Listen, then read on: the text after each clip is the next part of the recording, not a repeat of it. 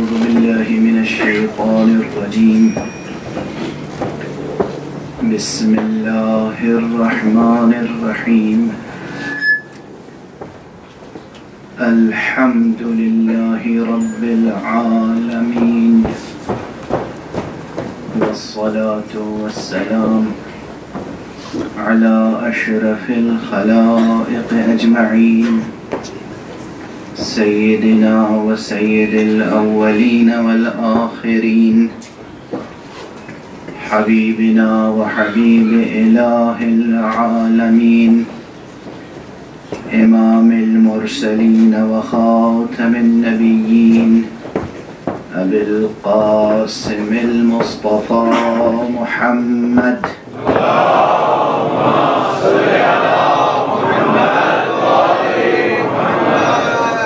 وعلى أهل بيته الطيبين الطاهرين الهداة المهديين المعصومين المظلومين واللعنة الدائمة على أعداء الدين أجمعين أما بعد فقد قال الله تعالى عز اسمه في محكم كتابه ومتقن خطابه بسم الله الرحمن الرحيم قل إن صلاتي ونسكي ومحياي ومماتي لله رب العالمين لا شريك له وبذلك أمرت وأنا أول المسلمين صدق الله العلي العظيم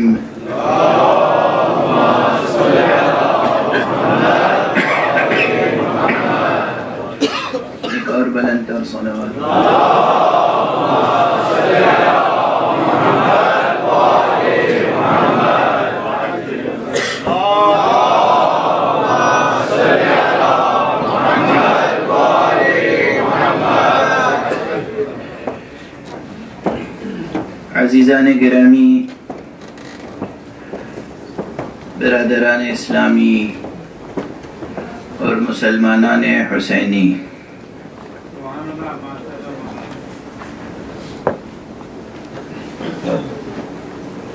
کل سلسلہ گفتگو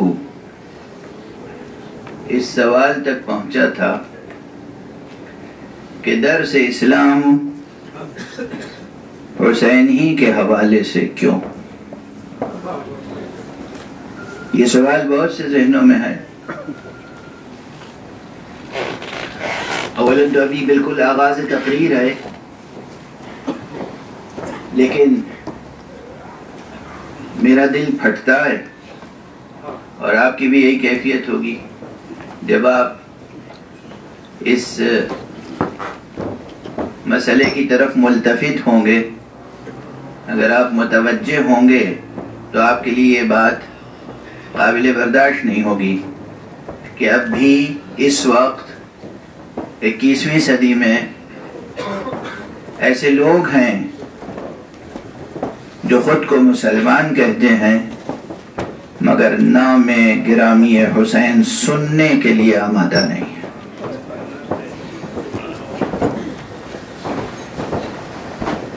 یہ ہے کیفیت۔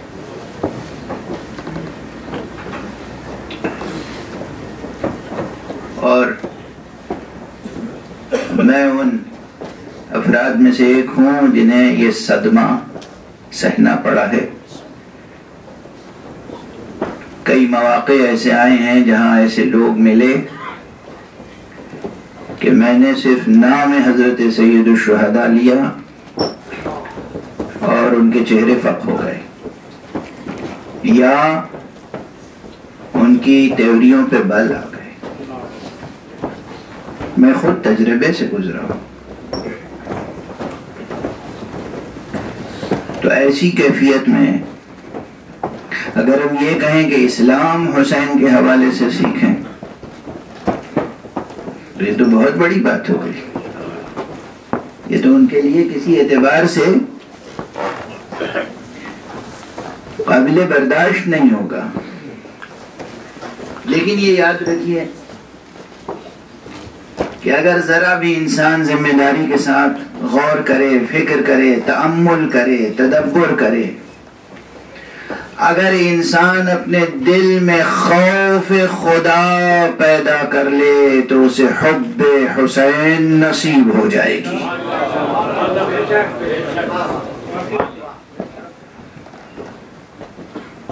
اگر سچی خدا طلبی ہو، اللہ کی آرزو ہو، یہ فقرائی بہت سے لوگوں کے لیے عجیب ہوگا، اللہ کی آرزو، اللہ کی طلب۔ ہم تو ہر نفس دنیا اور لذات دنیا کی طلب میں ضائع ہوئے چلے جا رہے ہیں۔ شب و روز کا جائزہ تو لیں، ہم لوگ انسان مسلمان اپنے شب و روز کا جائزہ تو لیں، اپنے دل کا جائزہ لیں، کن کن چیزوں کی طلب ہے دل میں۔ ہر لمحہ دنیاوی اعزاز، مال دنیا، وجاہت دنیا، آسائش دنیا، آرائش دنیا، اس سے فکر آزاد نہیں ہو پاتی۔ تو یہ تصور کہ ہمیں خدا کی آرزو ہے، اللہ اکبر، اصل یہ تصور بہت بڑا تصور ہے جو میں روز اول سے کہہ رہا ہوں۔ اللہ کی طلب، اللہ کی آرزو۔ جو لوگ کلمہ اسلام کا پڑھتے ہیں روز اول سے دو قسموں میں بٹے رہے، ایک چھوٹا سا گروہ الگ رہا، ایک بڑی بھیڑ الگ رہی۔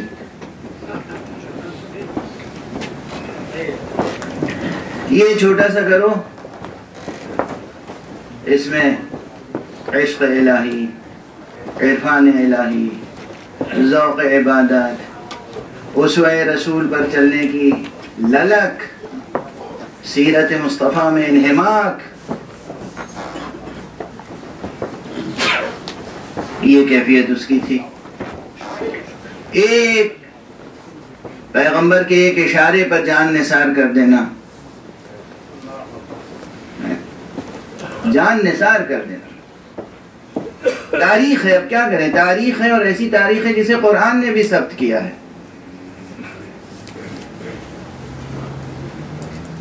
دو نمایاں گروہ ہیں، ایک گروہ وہ ہے کہ فرض کیجئے جنگ احد میں کسی نے آواز بلند کر دی کہ قد قتل محمد قتل کر دیے گئے صلی اللہ علیہ وآلہ وسلم۔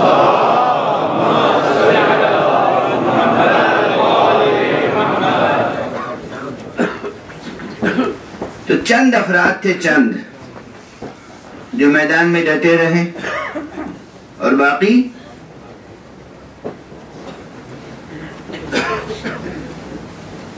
میدان سے فرار کر گئے، پہاڑیوں پر چڑھ گئے، اور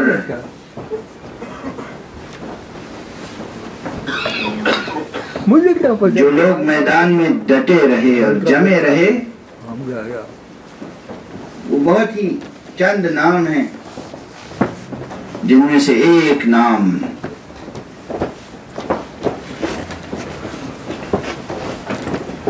کوہ ثبات و عزم، اور یہ ترکیب بھی بہت کم تر ہے۔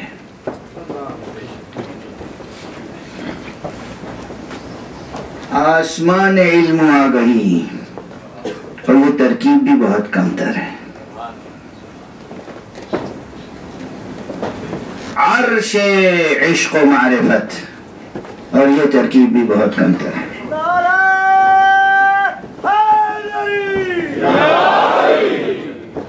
قرآن کی زبان میں یا رسول رہے یا نفس رسول، امیر المؤمنین، مولا المتقین، مولا الموحدین، علی ابن ابی طالب۔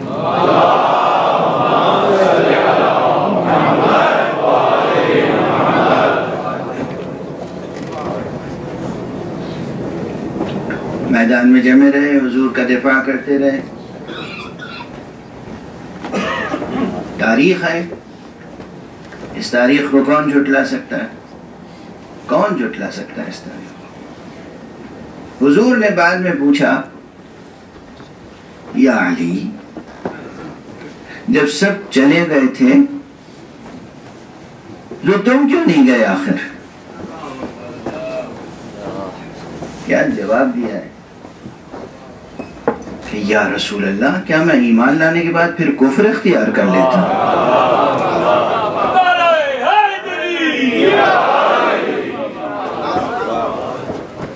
اچھا، یہ جو مکالمہ ہے نا، یہ بھی خود مصطفیٰ و مرتضیٰ کی شان سے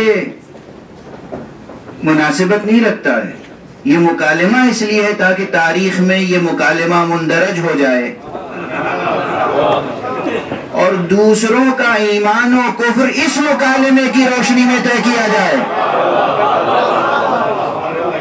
یعنی اس سے پہلے کبھی میں نے یہ جملہ کہا تھا کہ جو لوگ فہرست سازی کرتے ہیں کہ سب سے پہلے اسلام کون لایا، سب سے پہلے اسلام کون لایا، سب سے پہلے اسلام کون لایا، بچوں میں کون اسلام لایا، عورتوں میں کون اسلام لایا، بوڑھوں میں کون اسلام لایا، جوانوں میں کون اسلام لایا، آزاد مردوں میں کون اسلام لایا، غلاموں میں کون اسلام لایا، وہ فہرست، اس سے ہمیں کوئی سروکار نہیں ہے. اب تو ہم یہ دیکھتے ہیں جنگ احد کے بعد دوبارہ کون اسلام لایا.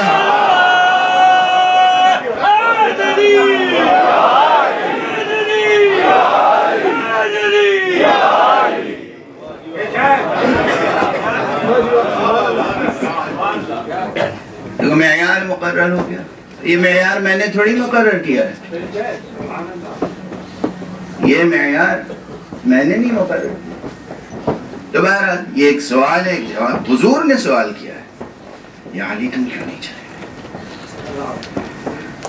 فرمایا کیا میں ایمان لانے کے بعد کفر اختیار کر لیتا؟ یہ مکالمہ، اس کے پیچھے قرآن مجید کی آیت ہے کہ کیا مصطفیٰ صلی اللہ علیہ وآلہ وسلم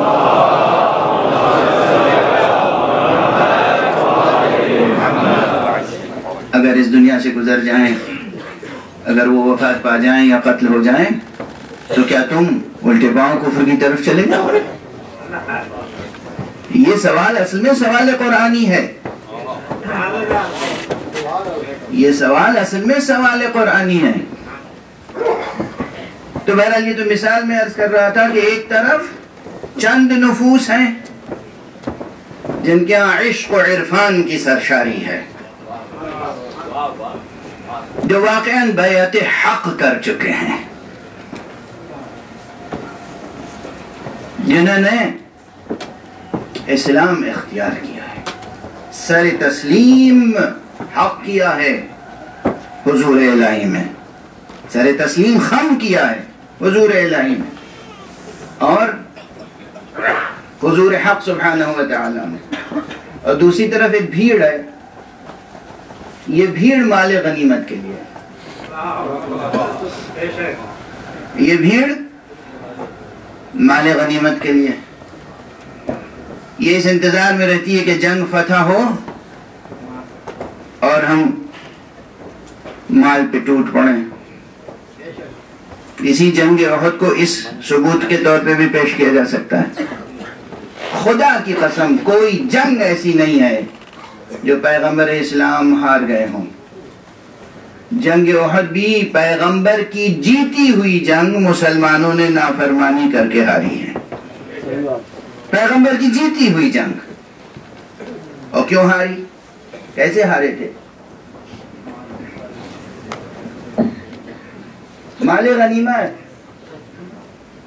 مال غنیمت. تو ایک بھیڑ ہے جس کی نظر صرف یا مال غنیمت پر ہے، یعنی طلب اللہ کی نہیں ہے، طلب رسول اللہ کی نہیں ہے، طلب آخرت کی نہیں ہے، طلب مال غنیمت کی ہے، لذات دنیاوی کی ہے، اور اسلام کے سہارے سے اقتدار تک پہنچنے کی طلب ہے. کل بھی یہی تھا، آج بھی یہی ہے. اور اب ایک جملہ کہوں، یہ جملہ بھی میرا نیا جملہ نہیں ہے، پہلے ایک نشست میں کہا تھا لاہور میں. ایک بہت بڑی تنظیم تھی دار القرآن، غالباً اگر مجھے صحیح یاد ہے، تو کئی برس پہلے جب وہاں گیا تو دار القرآن کے تمام آفس بیئرز اور اعضاء و ارکان خصوصیت سے وقت لے کر ملاقات کے لیے تشریف لائے، اور یقیناً ان کی نیتیں بہت صالح اور پاک نیتیں تھیں. وہ حقیقت اسلام پہ گفتگو کرنا چاہتے تھے اور وحدت اسلام و وحدت مسلمین پہ گفتگو کرنا چاہتے تھے. وہ کہہ رہے تھے کہ یہ آخر تفریق کیوں ہے، یہ دو عنوانات کیوں ہیں.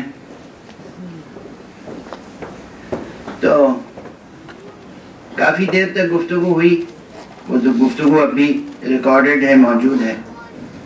جب انہوں نے اس بات پہ اصرار کیا کہ آپ اپنے کو حسینی مسلمان کیوں کہلانا پسند کرتے ہیں، تو ہم نے کہا بات بہت واضح ہے، ہم حسینی مسلمان اس لیے کہلانے پر مصر ہیں تاکہ ہمیں یزیدی مسلمان نہ سمجھا جائے.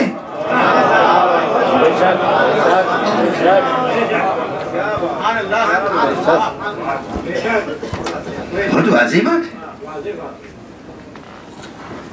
تو جب میں کہتا ہوں مسلمانان حسینی تو یہ خطاب کوئی معنویت رکھتا ہے. پہلے ہی دن میں عرض کر چکا، حسین ایک فرد کا نام نہیں، ایک کردار کا نام ہے. اور اسی کردار کی جب توسیع ہوتی ہے تو پھر لفظ حسینیت وجود میں آتا ہے. حسینیت ایک حقیقت ہے. حسینیت وہ اصطلاح ہے جو اسلام حقیقی کے مترادف ہے. یا دو لفظ استعمال کریں، اسلام حقیقی، یا ایک لفظ استعمال کریں، حسینیت.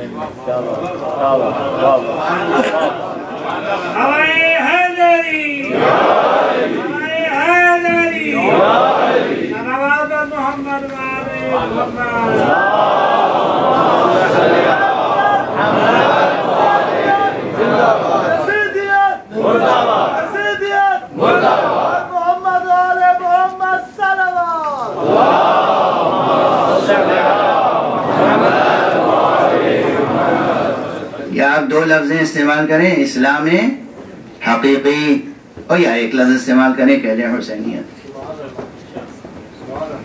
اسلام حقیقی، اسلام الہی، اسلام قرآنی، اسلام محمدی، اسلام اصیل، اسلام ناب محمدی اور حسینیت، یہ سب ایک معنی ہے.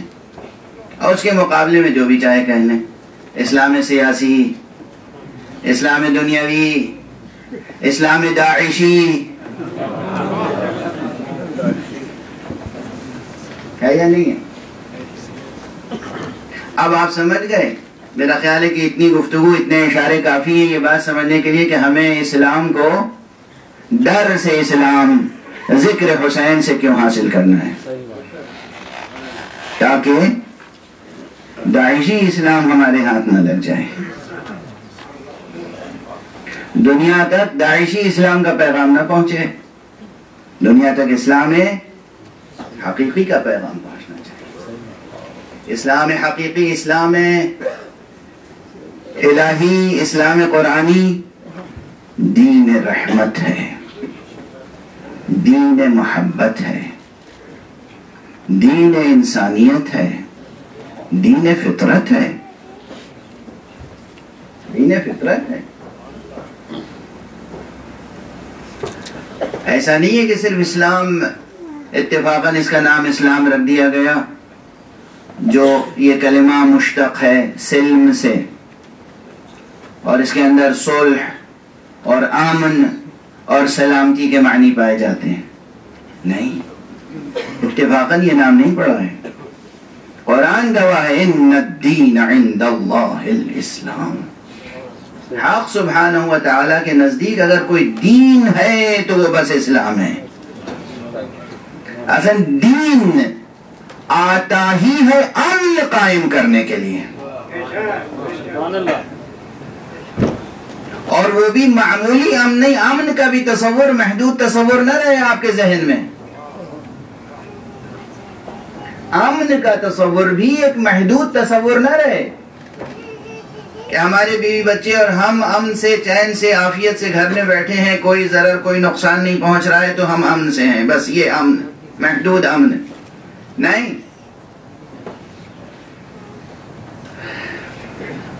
اس دنیا میں بھی آپ عافیت سے رہیں، ظاہری نقصانات سے بھی بچے رہیں اور باطنی نقصانات سے بھی بچے رہیں. اور جہاں ٹکراؤ ہو ظاہری نقصان اور باطنی نقصان کا، وہاں ترجیح کسے دیں گے؟ توجہ فرما رہے؟ سوچا ہے اس طرح سے؟ آپ نے تو ایک سیدھی لائن ڈرا کر رکھی ہے صراط مستقیم کی، ایک پینسل لے لی اور ایک اسکیل، لائن کھینچ لی اور یہ ہے صراط مستقیم. جیسے زمان و مکان میں، عالم خارج میں ایک وہ ہمارے بر صغیر میں ایک بہت لمبی سڑک ہوا کرتی تھی، جی ٹی روڈ کہتے تھے اسے، ہاں شیر شاہ سوری نے بنوائی تھی غالباً. تو معلوم ہوا لاہور سے یا کابل سے لے کر پشاور سے اور کہاں تک اس زمانے میں. تو آپ نے سمجھ رکھا ایک سڑک ہے صراط مستقیم، سیدھی، کہیں کوئی اس میں کچی نہیں ہے اور بس اس پہ گزر جانا ہے آرام سے، عافیت سے، چین سے، سکون سے، نہ کوئی نشیب ہے نہ فراز. ایک امن کا تصور یہ ہے کہ ہمارے بچے بھوکے نہ رہیں، ہمارے بچوں کو نقصان نہ پہنچے، یہ ظاہری امن ہے. اور ایک یہ ہے کہ ہمارے بچوں کا پیٹ تو بھر جائے، اور جو پیٹ بھر سکتا ہے، اپنی دیہاتی زبان استعمال کریں یا شہری زبان، جو دال روٹی سے پیٹ بھر سکتا ہے، ہم دال روٹی کے بجائے بچوں کے سامنے 14 قسم کے سالن اور 18 قسم کے میٹھے اور نہ جانے کتنے قسم کی روٹیاں، ایک شاہی دسترخوان لگایا کریں روز، تاکہ بچے تو خوش رہیں، بیگم تو خوش رہیں، چاہے اس کے لیے ہمیں غصب کرنا پڑے، چاہے اس کے لیے ہمیں جھوٹ بولنا پڑے، چاہے اس کے لیے ہمیں ربا خواری کرنی پڑے، چاہے اس کے لیے ہمیں فریب کاری کرنی پڑے. تو ظاہری طور پہ تو ہم امن و عافیت سے ہیں، خوب دولت کما لیں گے فریب کاری سے، اور گھر کے باہر گارڈز بھی مقرر کر دیں گے، سیکورٹی کا بھی انتظام ہو جائے گا، گھر میں بڑے چین اور عافیت سے رہیں گے، بڑی عافیت سے رہیں گے، اور باہر بھی جب چلیں گے تو ہمارے پاس گارڈز ہوں گے، پرائیویٹ گارڈز بھی ہوں گے، ہو سکتا ہے حکومت سے بھی ہم لے لیں اپنے روابط قائم کر کے، اور ایک جاہ اور جلال اور حشم اور خدم کے ساتھ ہم زندگی بسر کریں گے. مگر اس کے نتیجے میں اندر کا امن غارت ہو جائے گا. سب سے پہلے تو اپنے اندر کا امن یہی غارت ہو جائے گا، دل تاریک ہو جائے گا، ذہن روشن نہیں رہے گا، تمام خیر کے تصورات مسخ ہو کر رہ جائیں گے، اور ہمارا یہاں باطن جس طرح مسخ ہوگا اسی طرح آخرت میں پھر ہم امن الہی سے محروم ہو جائیں گے. تو امن کا تصور بھی محدود نہ رہے.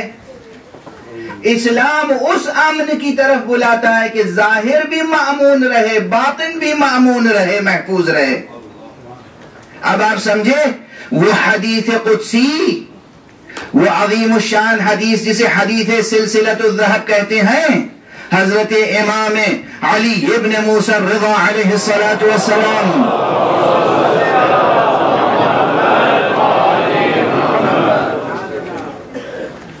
جب طاغوت وقت نے انہیں طلب کیا ہے اور مجبور کیا ہے مدینے سے ہجرت پر، آپ نے مدینہ چھوڑا اور اس کے بعد مرو کی طرف تشریف لائے اور جب نیشاپور سے گزرے ہیں تو ہزاروں محدثین دو رویا قلم اور کاغذ لے کر کھڑے ہوئے تھے. فرزند رسول گزر رہے ہیں، فرزند رسول گزر رہے ہیں، علی ابن موسیٰ الرضا علیہ السلام گزر رہے ہیں.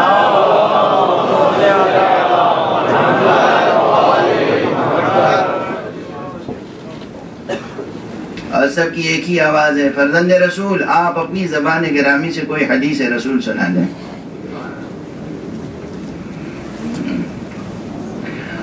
اور حضرت نے جو حدیث سنائی ہے وہ حدیث رسول بھی ہے اور حدیث قدسی بھی. اس کے معنی یہ ہے کہ اس ایک ہی روایت میں آپ نے بتا دیا کہ قال اللہ سننا ہو تو مجھ سے سنو، قال رسول اللہ سننا ہے تو مجھ سے سنو.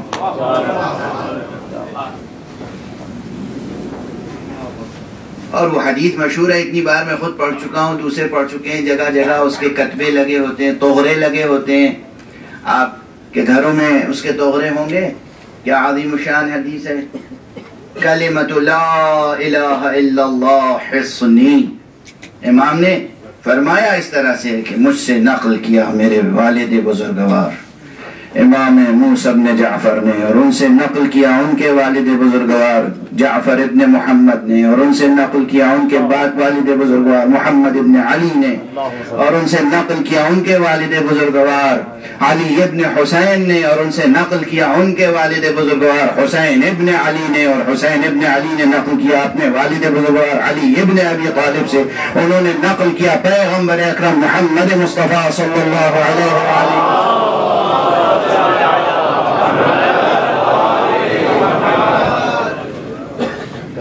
انہوں نے نقل کیا جبرائیل سے کہ حق سبحانہ و تعالی فرماتا ہے کلمۃ لا الہ الا اللہ حصنی فمن دخل حصنی آمن من عذابی. کلمہ لا الہ الا اللہ میرا مضبوط قلعہ ہے، قلعہ ہے، قلعہ ہے، میرا حصن ہے. کلمہ لا الہ الا اللہ میرا قلعہ ہے، جو اس قلعے میں داخل ہو گیا وہ میرے عذاب سے امن میں آ گیا. آمن میں، لفظ آمن. کون سا آمن چاہیے آپ کو اسلام کے دامن میں؟ اور ہمارے امن کا تصور بھی عام طور پہ کیا لیے بیٹھے؟ ہماری مائیں، ہماری بہنیں، ہماری بیویاں، ہماری گھر کی خواتین، ہمارے مرد. ہم جب نکلتے ہیں گھر سے یا گھر میں ہوتے ہیں تو امن اور عافیت کا کون سا تصور ہے ہمارے پاس؟ عام طور پر روزمرہ کی زندگی میں کس امن کے جستجو میں ہیں، کس عافیت کی جستجو میں ہیں؟ ہمیں کتنا بڑا تصور رکھنا چاہیے امن کا کہ ہمارا ظاہر بھی معمول و محفوظ ہو، ہمارا باطن بھی معمول و محفوظ ہو، ہماری دنیا بھی معمول و محفوظ ہو، ہماری آخرت بھی معمول و محفوظ ہو. اور اس میں ترجیحات ہوتی ہیں. یہاں دو قسم کے انسان اور دو قسم کے مسلمان وجود میں آتے ہیں. جہاں ظاہر اور باطن کا ٹکراؤ ہو جائے، کوئی اپنے ظاہر کی سلامتی چاہتا ہے، کوئی اپنے ظاہر کو قربان کر کے باطن کی سلامتی چاہتا ہے. جو ظاہر کی سلامتی چاہتا ہے وہ حسین کے ساتھ کربلا تک نہیں جا سکتا. ممکن نہیں. یہاں ٹکراؤ کس چیز کا تھا؟ آخر سرکار سید الشہداء کے لیے یہ جتنی ابھی تک کتابیں لکھی جا رہی ہیں، تقریریں ہو رہی ہیں، کہ آخر کیا عرض کروں میں. ابھی بھی آج کل تو بہت آسان ہے، یوٹیوب پر جائیں آپ اور بعض ایسے، ہاں اب یہ کہہ لینے دیجئے مجھے، بعض ایسے سو کالڈ اسلامک اسکالرز یا مسلم اسکالرز ہیں، ایسے نام نہاد مبلغین ہیں جنہیں داعیہ اسلام کہا جاتا ہے. انہیں آقا حسین کی بس اتنی ہی معرفت ہے کہ وہ کہتے ہیں ہمیں حسین کی مغفرت کی دعا کرنی چاہیے.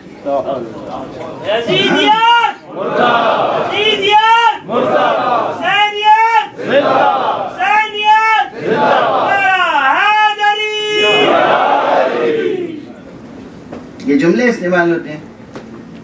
وہ تبلیغ کرتے ہیں بظاہر اس پہ لکھا ہوتا ہے مقتل الامام الحسین، یعنی گویا امام حسین کا مقتل بیان کر رہے ہیں، آپ کی شہادت کا بیان کر رہے ہیں، لیکن وہ بیان اس طرح کرتے ہیں کہ تاریخ پڑھ لیجئے، حسین تنہا تھے، اپنے گھر کے چند لوگوں کو، خاندان کے چند لوگوں کو، چند دوستوں کو لے کر آ گئے، اس نکلنے کا کوئی جواز ہی نہیں تھا، اس لیے کہ ایک حاکم مقرر ہو چکا تھا، خلیفہ وقت کے خلاف نکلے تھے، خروج کیا تھا۔ یہ پرانے جملے نہیں ہیں، یہ دہرائے جا رہے ہیں مسلسل، یہ اب بھی مسلسل دہرائے جا رہے ہیں۔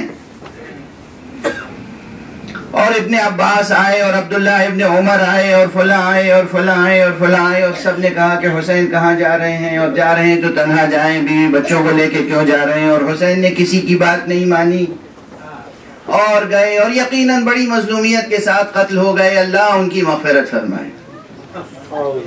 یہ حسین کے مقتل کو بیان کرنے کا انداز آج 21ویں صدی میں جب میں کہتا ہوں کہ غیرت آنی چاہیے، شرم آنی چاہیے، آج تو تمہارے سروں پر یزید کی تلوار نہیں لٹک رہی ہے۔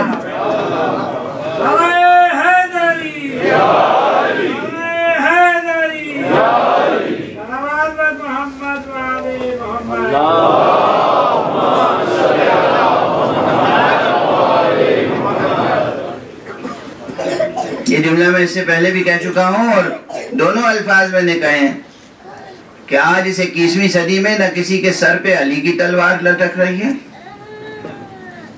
علیہ الصلاۃ والسلام،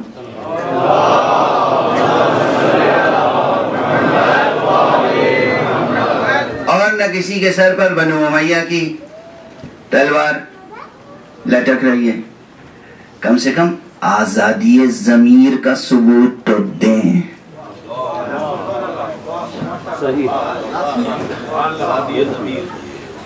آزادی ضمیر کا ثبوت تو دیں، مگر ان بیچاروں کے ساتھ، ان مسکینوں کے ساتھ مشکل ہے۔ مشکل یہ ہے کہ جو اسلام ان تک پہنچا ہے وہ اموی روایت سے پہنچا ہے، جو اسلام ان تک پہنچا ہے وہ سیاسی اسلام پہنچا ہے، الہی اسلام پہنچا ہی نہیں، الہی اسلام نہیں پہنچا ہے۔ الہی اسلام پہنچے گا کیسے؟ ذکر حسین کے سہارے سے۔ اس لیے زور دیا جا رہا ہے کہ درس اسلام ہے حسین کا ذکر۔ حسین کو کیا سمجھتے ہیں؟ پھر وہی کہوں گا، آپ حضرات کی لاکھوں بات کی سنی ہوئی اور خود میری دہرائی ہوئی، لیکن کسی مقصد سے یہ دہرا رہا ہوں۔ آپ جو میرے سامنے تشریف فرمائیں، پروردگار آپ کے درجات بلند فرمائے، آپ کی یہ سعی، یہ کوشش، اور جو لوگ بھی مجالس کو منعقد کرنے کے سلسلے میں جہاں جہاں سعی و کوشش کرتے ہیں، پروردگار ان سب کی عمروں میں برکت عطا فرمائے۔ بات میری دور تک چونکہ سنی جا رہی ہے اس لیے دہرا رہا ہوں کہ آخر آپ اپنی کتابوں میں نقل کرتے ہیں حضور کی یہ حدیث، حسین منی وانا من حسین۔ ایک صلوات پڑھیے اور ذرا اور آگے آ جائیے۔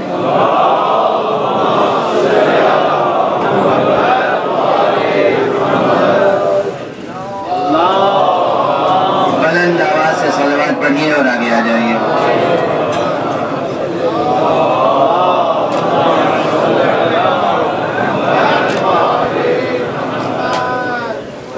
ایک اور بلند صلوات۔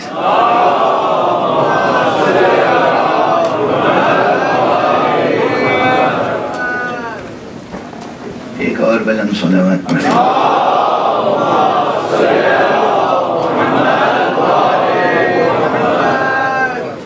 اب تشریف رکھیں، جہاں جگہ مل رہی ہے وہیں تشریف رکھیں۔ ایک اور بلند صلوات پڑھیں۔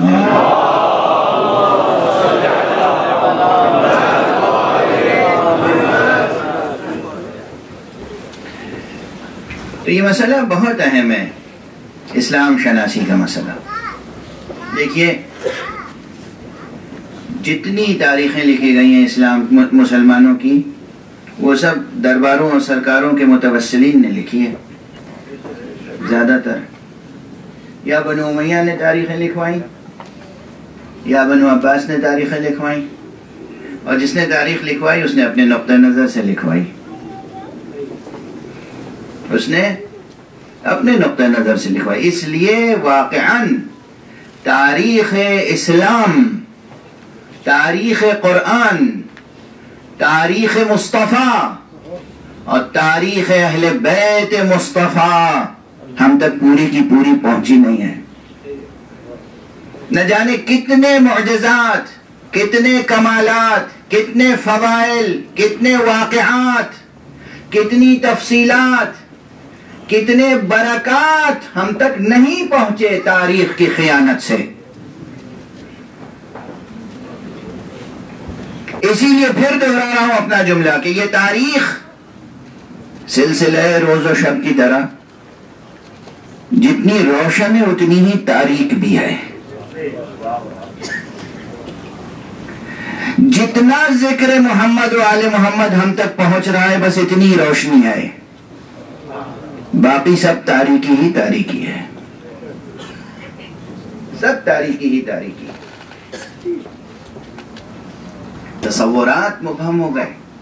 اصل اسلام میں جس قدر زور دیا جا رہا ہے صرف دنیا پرستی پر، اسلام میں قرآن مجید نے کیا کہا تھا؟ لَقَدْ كَانَ لَكُمْ فِي رَسُولِ اللَّهِ أُسْوَةٌ حَسَنَةٌ، آگے کیا ہے؟ لِمَنْ كَانَ يَرْجُو اللَّهَ، بے شک محمد ابن عبداللہ میں، رسول اللہ میں تمہارے لیے بہترین نمونہ عمل ہے اس کے لیے جس کے اندر اللہ کی طلب ہو۔ تو یہ اللہ کی طلب والا فقرہ وہ لوگ لَقَدْ كَانَ لَكُمْ فِي رَسُولِ اللَّهِ أُسْوَةٌ حَسَنَةٌ کہہ کے خاموش ہو جاتے ہیں، گویا آگے اس سے کچھ ہے ہی نہیں۔ جس میں اللہ کی طلب ہو اور آخرت سازی کی فکر ہو اس کے لیے نمونہ ہے حضور کی زندگی۔ قرآن ہے یہ قرآن، جسے اللہ کی طلب ہو، اللہ کی آرزو ہو، لقاء اللہ کی فکر ہو، آخرت کی فکر ہو، اس کے لیے نمونہ ہے رسول محمد رسول اللہ کی زندگی صلی اللہ علیہ وآلہ وسلم۔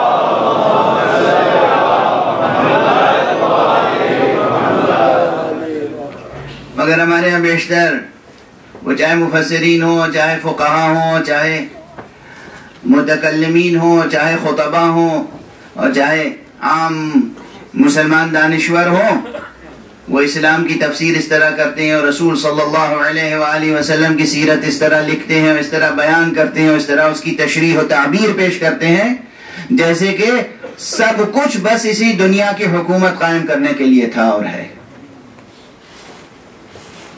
اور جس طرح بھی ہو حکومت قائم کر لی جائے، اور جس طرح کوئی حکومت قائم کر لے، یعنی حکومت قائم کرنے کے لیے کوئی کسی اصول کو سامنے رکھنے کی ضرورت نہیں ہے۔ جب وہ حکومت قائم کر لے اور حاکم بن جائے تو اب عوام پہ اس کی اطاعت لازم ہے۔ اچھا، سبحان اللہ۔ تو بھی ساری دنیا میں جو مسلمان اپنے حقوق کے لیے مطالبے کرتے ہیں حکمرانوں سے اور احتجاج کرتے ہیں، اس کا کیا جواز ہے؟ انقلاب کی کوششیں کرتے ہیں، اس کا کیا جواز ہے؟ اور ہمارے یہاں ایک شخص جس طرح بھی پہنچا، دو تین لوگوں نے بیٹھ کے کسی کو آپس میں کہہ دیا کہ بھئی تم ہاتھ بڑھاؤ، میں بیعت کرتا ہوں، اور باہر آ کے اعلان کر دیا بیعت ہو گئی، اب سب خاموش رہیں، اب کسی کو اختلاف کا حق نہیں ہے، جو اختلاف کرے گا اس کا گھر پھونک دیا جائے گا، جلا دیا جائے گا، حکومت قائم ہوگی۔ اچھا سر، اور کسی نے تنہا ہی کسی دوسرے کے لیے لکھ دیا کہ میں جا رہا ہوں، اب میرے بعد تم ہو گئی حکومت قائم، کسی کو اختلاف کا حق نہیں۔ اور کیا آئیڈیل جمہوری نظام ہے۔ صلوات پڑھ دیجئے محمد۔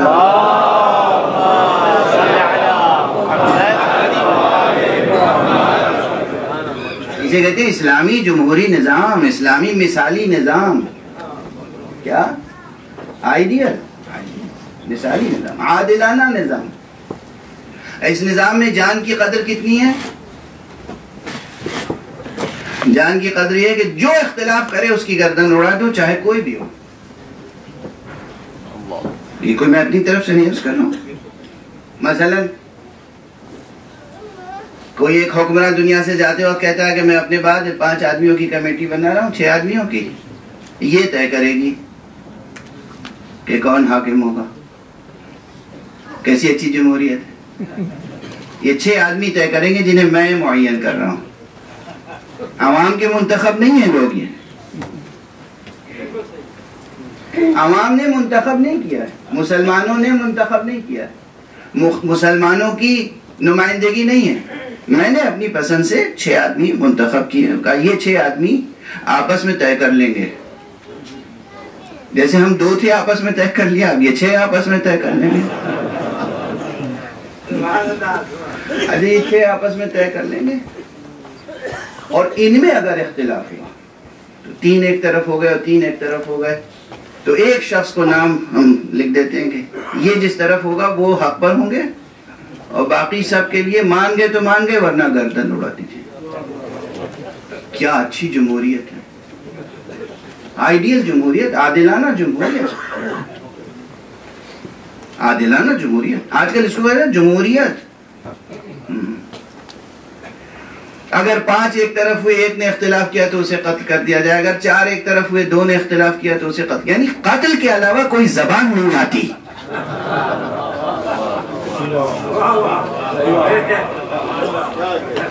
قتل کے علاوہ کوئی زبان نہیں آتی. اور اس پر آج کی 21ویں صدی کی انسانیت کو مطمئن کرنا چاہتے ہیں.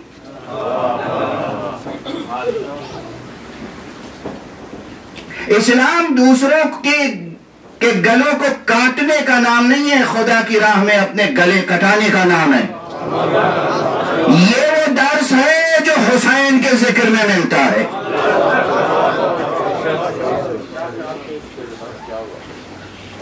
کھلی ہوئی باتیں ہیں. بھئی اب کتنا تقیہ کیا جائے. صلوات پڑھیے محمد.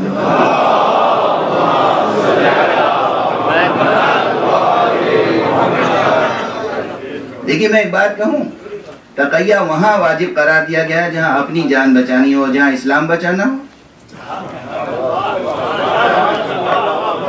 وہاں تقیہ نہیں ہے. آپ تقیہ کریں تو کریں، مجھ پہ تھوڑی تقیہ واجب ہے. میں تقیہ کرنے لگا تو دین بیان کون کرے گا. یہ جو زور ہے کہ درس اسلام ہے حسین کا ذکر، اسے سمجھیں. مسلمان، پیارے مسلمان، سمجھیں کہ حسین کے ذکر کے کیا معنی ہوتے. حسین کا ذکر اور حسین کے بابا کا ذکر.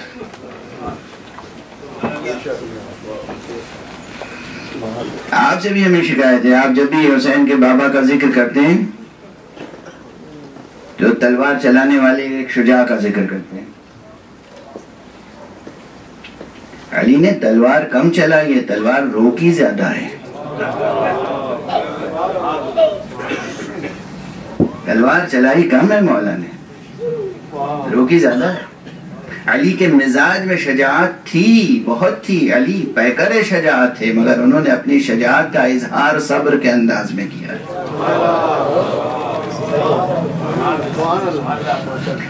اور آج میں یہ جملہ عرض کرنا چاہ رہا ہوں، یاد رکھیں اور نوٹ فرما لیں اور غور کریں اور نقل کریں.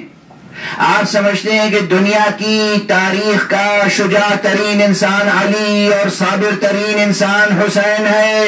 میں اس کے برعکس کہتا ہوں، دنیا کا صابر ترین انسان علی اور شجاع ترین انسان حسین.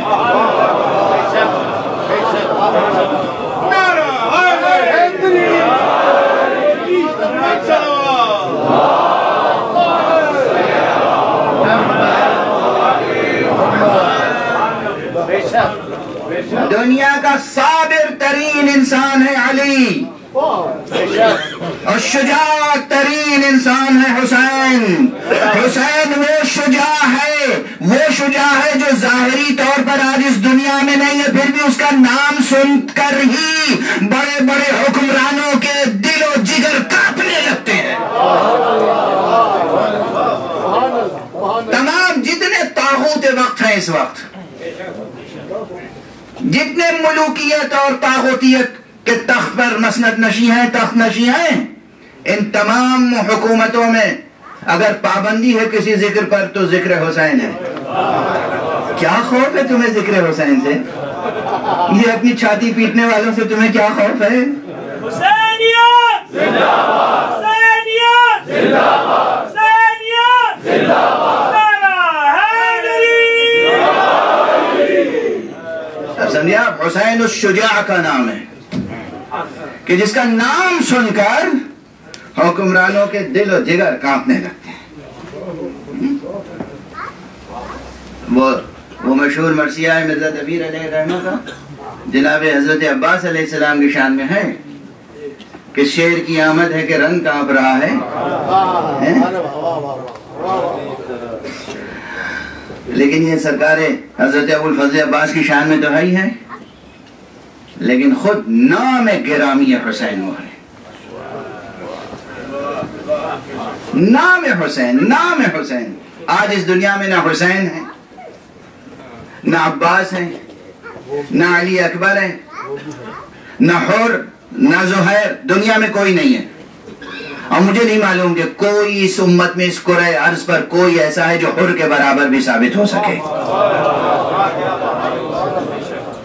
مجھے نہیں معلوم، میں نہیں پہچانتا، ہوگا کوئی ہوگا، میں نہیں پہچانتا کہ کوئی زہیر کے برابر بھی ہو آج اس وقت پورے کرۂ ارض پر. صرف ان شہیدوں کے ذکر کا اتنا خوف ہے کہ حکومتیں پابندیاں عائد کر رہی ہیں، امام بارگاہوں پہ بم برسائے جا رہے ہیں، امام بارگاہوں پہ تالے لگائے جا رہے ہیں، ذاکرین پر پابندیاں لگائی جا رہی ہیں. اور ہمارے یہاں آج یہ خوف ہے صرف ذکر کا. آپ سوچو جس کے ذکر کی یہ ہیبت ہو، جب وہ خود سانس لیتا ہوا وجود موجود ہوگا تو کیا اس کے سانسوں کی گرمی تخت شام کو جلا دینے کے لیے کافی نہ ہوگی؟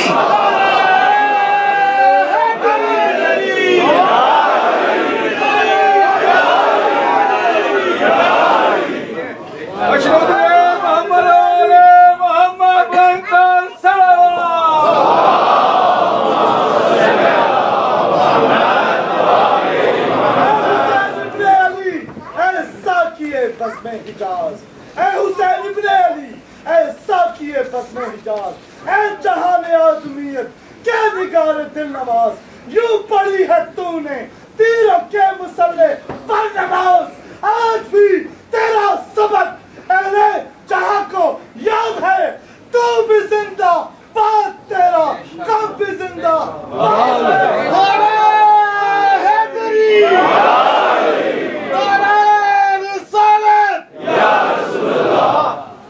جزاکم اللہ. پروردگار آپ کے حوصلے بلند رکھیں اور آپ کو ہر آسیب سے محفوظ رکھیں. پہچانیے حسین کون ہے. اور دیکھیے جو تاریخ پہنچی ہے نا، نہایت ناقص تاریخ پہنچی ہے. ابھی محدود دن تھے اور محدود ساعتیں، تو میں پڑھ نہیں سکا جو کچھ پڑھنا چاہتا. کوئی نئی بات، کوئی نئی ریسرچ، کوئی نئی تحقیق پیش کرنے کے لیے بھی اگر آپ صدیوں سے کوئی بات سنتے چلے آ رہے ہیں، اس کے خلاف کوئی بات میں بیان کروں یا اس سے ذرا ہٹ کر بیان کروں، تو پھر ایک دو لفظوں میں یا ایک دو جملوں میں بات بنے گی نہیں. یہ جو نقشہ بیان کیا جاتا ہے ہماری اور دوسروں کی سب کی کتابوں میں ہے. یہ نقشہ اس طرح نہیں تھا. حسین تنہا نہیں تھے.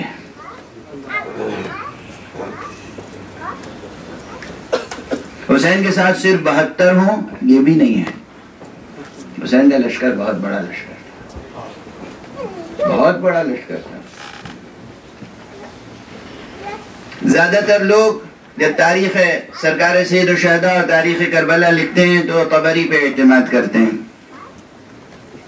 حالانکہ مورخ طبری جلیل القدر شخصیت کے حامل ہیں علمی اعتبار سے. طبری نے تفسیر بھی لکھی ہے. طبری فقیہ بھی تھے اپنے وقت کے. طبری محقق تھے، ادیب تھے، شاعر تھے، نقاد تھے. طبری علمی اعتبار سے میں ان کو بہت عزت و احترام کی نظر سے دیکھتا ہوں، اور اس لیے بھی عزت و احترام کی نظر سے دیکھتا ہوں کہ اگرچہ طبری اپنی عمر کا زیادہ تر حصہ انہوں نے علی سے دور گزارا، علی ابن ابی طالب سے دور گزارا، مگر آخر عمر میں انہوں نے تحقیق کی اور 2 ضخیم جلدوں میں ایک کتاب لکھی جس کتاب کا نام ہے کتاب الولایہ، اور جس میں وہی حدیث غدیر پر تحقیق کی ہے انہوں نے اور قبول کیا ہے. اور اس کتاب کے حوالے خود برادران اسلام میں سے جو ہمارے ہم مسلک نہیں ہیں، جو غدیری نہیں ہیں، انہوں نے بھی حوالے دیے ہیں.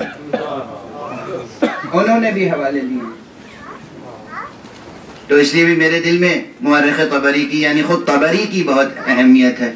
مگر جو کچھ تاریخ طبری میں ہے، جو کچھ تفسیر طبری میں ہے، وہ سب کا سب درست نہیں ہے. طبری کے ہی معاصر ہیں مورخ ابن عاصم کوفی، اور دوسرے بھی مورخین ہیں. مورخ ابن عاصم کوفی کو عموماً نظر انداز کیا گیا، حالانکہ مورخ ابن عاصم کوفی خود کوفے سے چونکہ تعلق رکھتے ہیں، اس لیے کہ کوفے کے حالات سے وہ زیادہ باخبر ہیں، عراق کے حالات سے وہ زیادہ باخبر ہیں اور مورخ ہیں. تو انہوں نے اپنی تاریخ میں ایک واقعے کا ذکر کیا ہے، اور وہ واقعے کا ذکر یہ ہے کہ جب طاغوت بنو امیہ کا انتقال ہوا اور طاغوتیت منتقل ہوئی، اس وقت یہ طاغوت زادہ یزید ابن معاویہ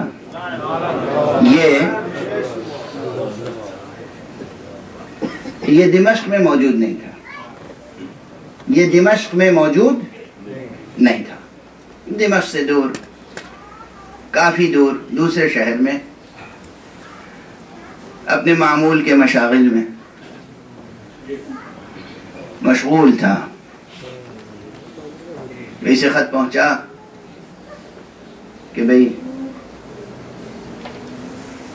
اب تو امیر المومنین ہو گئے ہو. اب میں ظاہر سی بات ہے میں جذباتی ہو جاتا ہوں اور میں سمجھتا ہوں کہ اس مسئلے میں کسی معذرت کی ضرورت نہیں. آقا حسین کا وہ مسئلہ ہے جس میں میں بہت جذباتی ہو جاتا ہوں اور بہت ضبط کر کے پڑھتا ہوں مجلس، اور اکثر مجلس پڑھنے سے گریزاں اسی لیے رہتا ہوں کہ ایک مجلس پڑھنے میں میرے دل، دماغ اور جسم پر اور نفس پر کیا کیا کیفیتیں گزر جاتی ہیں. میرے لیے مجلس پڑھنا آسان نہیں ہوتا عموماً، اس لیے کہ ظاہر ہے کہ گفتگو کرنے کے کچھ لازمی اصول ہوتے ہیں جن کی پابندی کرنی پڑتی ہے. تو بہرحال جب اس تک خط پہنچا اور وہ دمشق آیا اور اس نے پہلی تقریر کی ہے، اس پہلی تقریر میں اعلان کیا ہے کہ اہل شام تیار ہو جاؤ، ہمارے اور اہل عراق کے درمیان خون کا سمندر حائل ہے، ہمیں ایک عظیم جنگ کا سامنا ہے.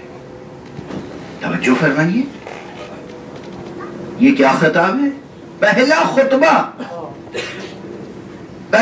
خطبہ. اس کے معنی یہ ہے کہ پورا عراق پہلے سے معلوم تھا دمشق کو کہ عراق دمشق کے زیر اقتدار نہیں ہے. توجہ فرما رہے ہیں آپ؟ اور جبکہ آقا حسین علیہ السلام کہاں تھے؟ مدینے میں. آقا حسین مدینے میں ہیں اور اعلان ہو رہا ہے. یہ نہیں اعلان ہو رہا ہے کہ مدینے سے جنگ ہے، اعلان ہو رہا ہے کہ عراق سے جنگ ہے. اہل عراق سے ہمیں ایک بڑی لڑائی درپیش ہونے والی ہے، درپیش ہے، تم تیار رہو. عجب. ایک طرف یہ سٹیٹمنٹ دیکھیں، دوسری طرف اس حقیقت پہ غور فرمائیں کہ سرکار سید الشہداء ابو عبداللہ الحسین نے خط نہیں لکھا ہے اہل کوفہ کو، اہل بصرہ کو، اہل عراق کو کہ دیکھو میں نے یزید کی بیعت نہیں کی ہے، میں آ رہا ہوں تم ہماری مدد کرو. اہل کوفہ نے، اہل بصرہ نے، اہل عراق نے امام حسین کو خط لکھا ہے کہ ہمارے پاس کوئی ایسا امام نہیں ہے کہ جس کی ہم بیعت کر سکیں، آپ ہماری دستگیری فرمائیں. بہت واضح ہے نا یہ منظر. امام حسین نے ابتدا نہیں کی ہے، خط نہیں لکھا ہے کہ میں آ رہا ہوں انقلاب برپا کرو. دونوں میں زمین تا آسمان فرق ہے، زمین تا آسمان فرق ہے. ایک طرف کوئی شخص اپنے کو پیش کرے، میں آ رہا ہوں، میرے لیے تیار ہو جاؤ، میرے لیے آمادہ ہو جاؤ، میرا ساتھ دو.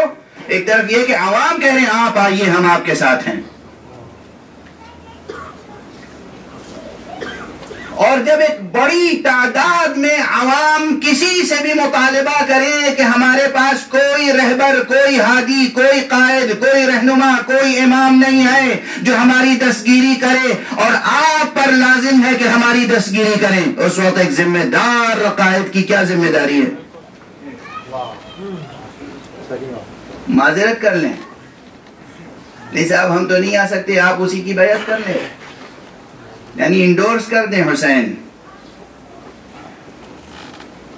ایک فاسق کی، ایک فاجر کی بیعت کر لیں آپ. میں تو نہیں آ رہا ہوں، میں نہیں آ سکتا. ممکن ہے یہ؟ دیکھیں کس طریقے سے نقل کی گئی ہے تاریخ، اور حقیقت کیا ہے. حقیقت کیا ہے. اور سرکار سید الشہداء نے یہ پہلی بار نہیں ہے کہ جو طاغوت شام کے انتقال کے بعد طاغوت زادے کی بیعت کا انکار کیا ہو. نہیں. اب یہ میرا جملہ ہے اور میں اسے ثابت کرنے کے لیے ہمیشہ آمادہ ہوں. پہلے لفظ بیعت کو سمجھیں، پھر متن تاریخ کو درست کریں. حسین نے کبھی بیعت نہیں کی، بیعت کا اقرار نہیں کیا. نہ حسن نے بیعت کی، نہ حسن اور حسین کے بابا نے کسی کی بیعت کی. جو لوگ سادہ طور پر لکھ کے چلے جاتے ہیں کہ بیعت کی، بیعت کی، بیعت کی، غلط لکھتے ہیں، غلط کوٹ کرتے ہیں تاریخ. اور خصوصیت کے ساتھ جناب سید الشہداء ابو عبداللہ الحسین کا قضیہ تو بہت روشن ہے. پہلے سے معلوم تھا کہ بیعت نہیں کی ہے اور نہیں کریں گے. اور بیعت نہیں کی. کیوں نہیں کی؟ حسین امن پسند نہیں تھے، حسین صلح پسند نہیں تھے. حسین علیہ السلام، اب ظاہر سی بات ہے کہ اکثر یہ جملہ آپ سنتے رہتے ہیں کہ بندش آپ کا سلسلہ شروع ہو گیا اور جنگ کا سلسلہ شروع ہو گیا، پھر بھی اپنی طرف سے کہتے رہے ہم جنگ میں ابتدا نہیں کریں گے. سمجھنے سے تعلق رکھتے ہیں نا یہ مقامات. تاریخ کو، تاریخ کا تجزیہ کریں، تاریخی بیانات کا تجزیہ کریں، تاریخی حوالوں کی تحقیق کریں. آسان نہیں ہے یہ قضیہ، مشکل بنا دیا گیا ہے، ویسے در حقیقت بہت آسان ہے. کوئی مرد الہی کسی بندے دنیا کی بیعت نہیں کر سکتا. یہی بات ہے جو اس سے پہلے بھی عرض کر چکا ہوں. اصلاً ذرا میرا ساتھ دیجئے، غور کیجئے میں کیا کہہ رہا ہوں. دنیا میں کوئی پڑھا لکھا، جینوین پڑھا لکھا، خریدی ہوئی ڈگری نہیں،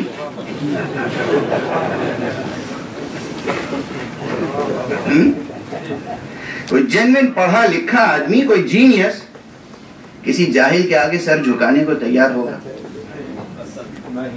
فطرت انسانی کیا کہتی؟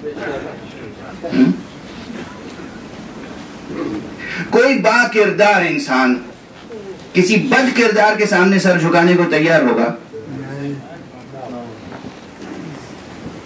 کوئی صاحب حسب و نسب کسی ذلیل و بد نسب کے آگے سر جھکانے کو تیار ہوگا؟ کوئی شجاع کسی بزدل کے آگے سر جھکانے کو تیار ہوگا؟ حسین خود شجاع ابن شجاع ابن شجاع ابن شجاع، مقابلہ اسے ہے کہ جس کے آباء و اجداد کی فرار کی تاریخ موجود ہے۔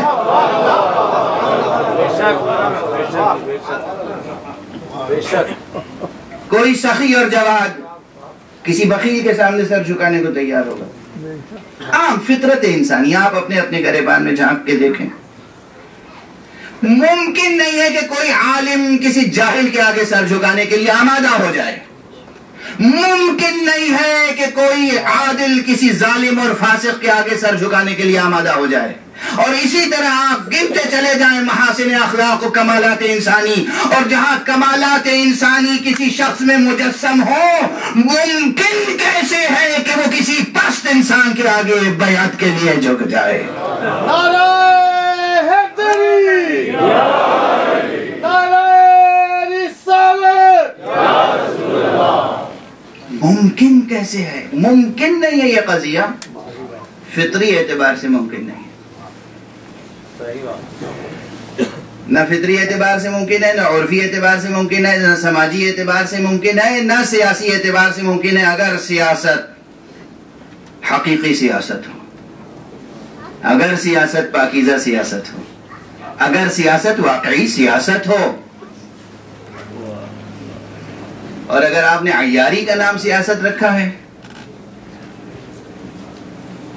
تو پھر مسئلہ دوسرے انداز سے زیر غور آئے گا۔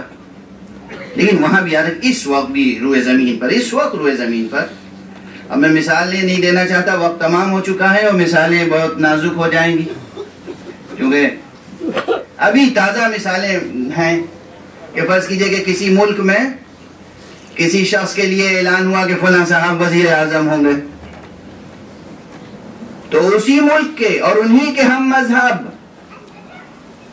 جو جینوین سائنٹسٹ اور اسکالرز اور انٹلیکچوئلز تھے، انہوں نے کہا یہ کیسے ممکن ہے کہ ایک جاہل انسان ہمارے ملک کا وزیر اعظم ہو جائے، اور اگر وہ ہمارے ملک کا وزیر اعظم ہو جائے گا تو ہم ملک چھوڑ دیں گے۔ آج 21ویں صدی میں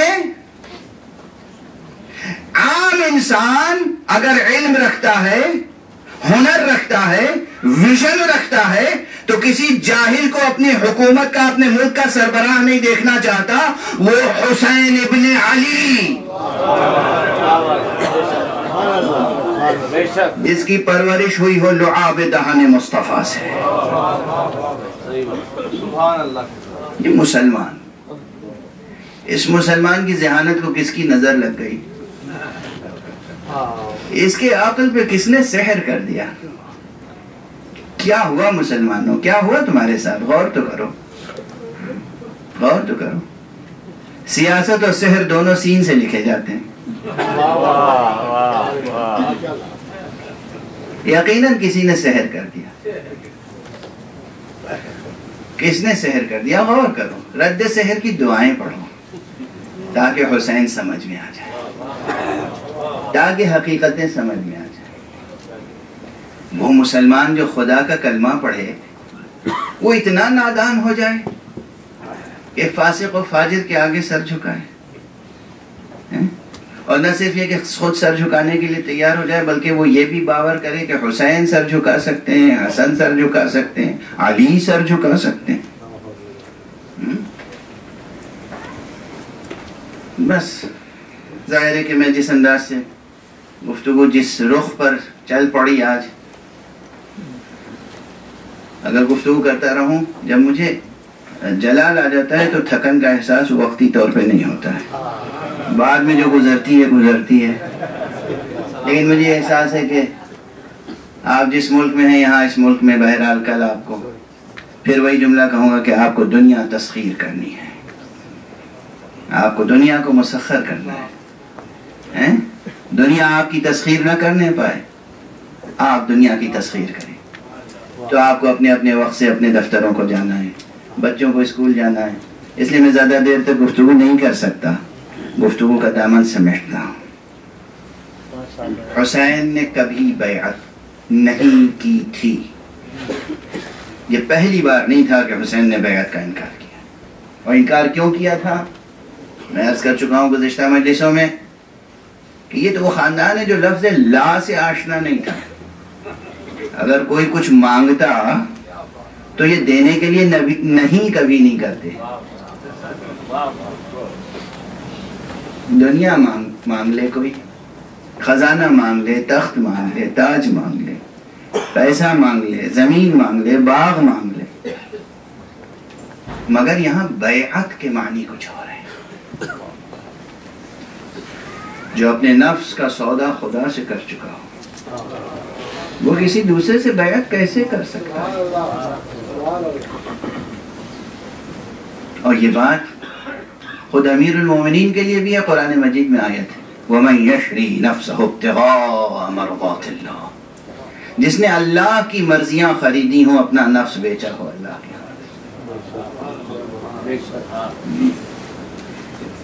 یہ کب کی ہے یہ آیت؟ شب ہجرت۔ میں کچھ دیر قبل شب ہجرت ہی کا حوالہ دینا چاہ رہا تھا۔ کس اعتبار سے کہ آپ امیر المومنین علیہ السلام کا تذکرہ کرتے ہیں صرف ان میدانوں میں جہاں علی نے تلوار چلائی ہے۔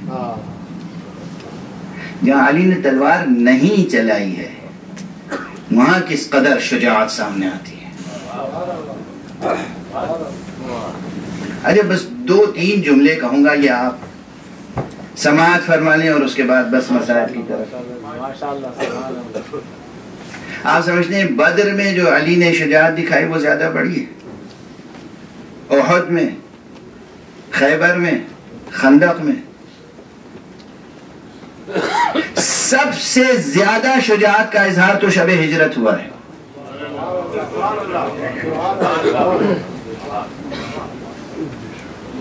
جہاں 40 مشرک سورماؤں کی تلوار علی کے صرف روب اور دبدبے سے رکی رہی۔ آپ سوچیں شب ہجرت کا واقعہ کس طرح بیان ہوتا ہے اور کیا ہوا ہوگا، کس طرح علی اطمینان کے ساتھ لیتے نہیں ہیں، سوئے ہیں۔ آپ کی سنی ہوئی بات ہے نا، علی عموماً راتوں کو نہیں سوتے تھے، ذکر خدا میں جاگتے تھے۔ عموماً مولا کی سیرت ہے یہ، اور مولا نے تعلیم فرمایا کہ چند گھنٹے کی مسلسل نیند نہ سویا کرو، نیند توڑ توڑ کے سو، بیچ میں اٹھو اور یاد خدا کرو۔ علی نے سونے کا سلیقہ سکھایا، غفلت کی نیند نہ سویا کرو، 8 گھنٹے 10 گھنٹے لگاتار سو رہے، ہاں گھنٹے 2 گھنٹے سوئے پھر اٹھو، یاد خدا کرو، سجدہ کرو، 2 رکعت نماز پڑھو، پھر سو جاؤ، پھر اٹھو، پھر خدا کو یاد کرو، پھر سو جاؤ۔ جو ہمیں یہ سکھائے سونے کا سلیقہ وہ خود کیسے سوتا ہوگا؟ تو علی تو بیدار رہتے تھے، دن بھر دنیا کی تسخیر کرتے تھے اور رات بھر آخرت کی تسخیر کرتے تھے۔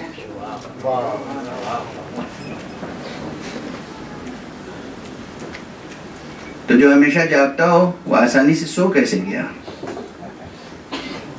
یہ تھی شجاعت مولا کی، یہ شجاعت تھی، بہادری تھی۔ اور شجاعت کا اظہار کیسے ہوا؟ تلوار چلا کے نہیں، سو کر۔ علی کی یہ شجاعت علی کی ذاتی تو تھی ہی، لیکن میراث میں بھی ایسی ہی شجاعت ملی تھی۔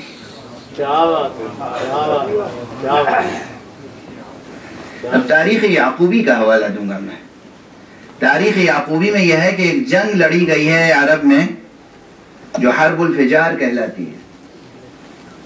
یہ جنگ وہ تھی کہ جو عرب میں دو گروہوں میں بٹ گئے تھے لوگ. ایک طرف وہ تھے جو فسق و فجور کو روکنے کے لیے جنگ کر رہے تھے, اور ایک طرف وہ لوگ تھے جن کا کام تھا فسق و فجور, جو آنے والے کاروانوں کو لوٹ لیا کرتے تھے, حاجیوں کے کاروانوں کو لوٹ لیا کرتے تھے, مکے آنے والوں کے مال و اسباب کو لوٹ لیتے تھے, جان سے مار دیتے تھے. تو دو گروہوں میں بٹ گئے. یہ بہت بڑی جنگ ہے جو لڑی گئی ہے عرب میں. اس میں ظاہر ہے کہ قبیلے, کچھ قبیلے ادھر کچھ قبیلے ادھر. بنو ہاشم کا قبیلہ کدھر تھا؟ فسق و فجور کے خلاف لڑنے والوں کے ساتھ, اور محاذ آرائی ہوتی تھی, باقاعدہ جنگ ہوتی تھی. تاریخ کا بیان ہے, میں اپنی طرف سے ایک لفظ مبالغے کے طور پر نہیں استعمال کر رہا ہوں. تاریخ کا بیان ہے کہ جناب ابو طالب سید بطحا قمر عرب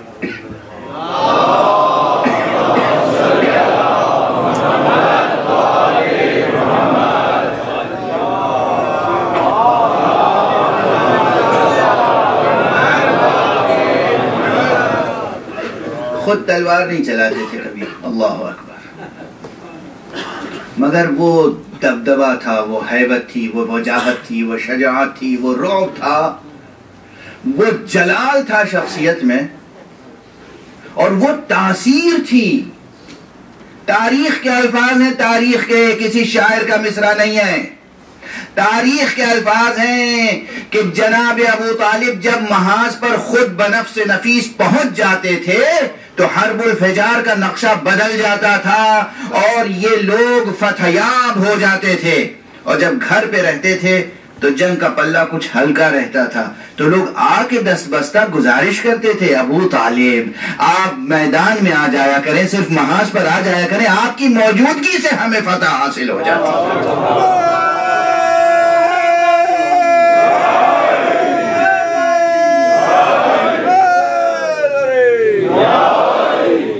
تصور کریں, یہ تاریخ کا بیان ہے. تاریخ کا حوالہ بھی میں نے دیا, تاریخ ابن واضح یعقوبی, اسے پڑھیے گا اور دیکھیے گا. اور اب دو جملے کہہ دوں کہ ابو طالب ایسا شجاع ہے کہ تلوار نہ چلائے تب بھی فتح حاصل ہو جاتی ہے. غور فرما رہے ہیں آپ؟ اس ابو طالب کا بیٹا ہے علی. اس لیے اگر شب ہجرت علی ابن ابی طالب بستر پیغمبر پر لیٹ گئے اور ان پر رعب طاری رہا, ہیبت طاری رہی, تو کوئی تعجب کی بات نہیں ہے. ابو طالب نہ صحیح, ابو طالب کا بیٹا لیٹا ہوا ہے. وہ تمام مواقع جب علی نے تلوار نہیں چلائی ہے اور فتح حاصل ہوئی ہے. من جملہ ان کے ایک چھوٹا سا واقعہ عرض کر دوں. دنیا سمجھتی ہے کہ دنیا پروپیگنڈا کرتی ہے کہ دنیا میں اسلام جو ہے وہ پھیلا تلوار سے. اب سن لیجئے, امیر المومنین ایک جنگ میں تشریف لے گئے اور ایک شخص آیا. ابھی میں نے کیا کہا تھا کہ لا سے ان کی زبان آشنا نہیں تھی, نہیں سے ان کی زبان آشنا نہیں تھی. ایک شخص آیا اور اس نے نہایت فریب کاری کے ساتھ کہا, یا علی, ہم نے سنا ہے کہ تم سے کوئی سوال کرے تو جواب ضرور دیتے ہو. کہا ہاں. کچھ مانگے کوئی تو ضرور عطا کرتے ہو. کہا ہاں. کہ مجھے اپنی تلوار دے دو. میدان جنگ, میدان جنگ. کوئی اور ہوتا تو کیا کہتا؟ کہتا کچھ اور مانگ لو, یہ تو میدان جنگ ہے, تلوار تو دینے کی چیز نہیں. اور تمہارے ہاتھ میں تو خود تلوار ہے, پھر میری تلوار کیوں مانگ رہے ہو؟ 1000 جواب ہو سکتے تھے. علی تھے, علی.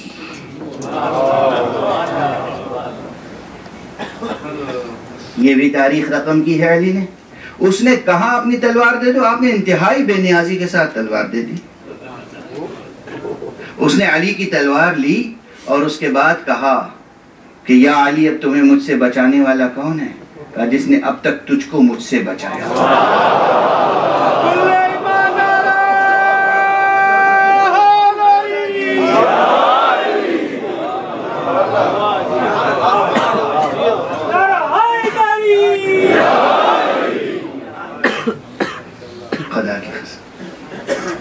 نے اب تک تجھ کو مجھ سے بچایا وہی مجھے بچانے والا. اس نے آقا کی تلوار بھی قدموں پہ رکھ دی, اپنی تلوار بھی قدموں پہ رکھ دی, کہا اشہد ان لا الہ الا اللہ وحدہ لا شریک لہ واشہد ان محمدا عبدہ ورسولہ.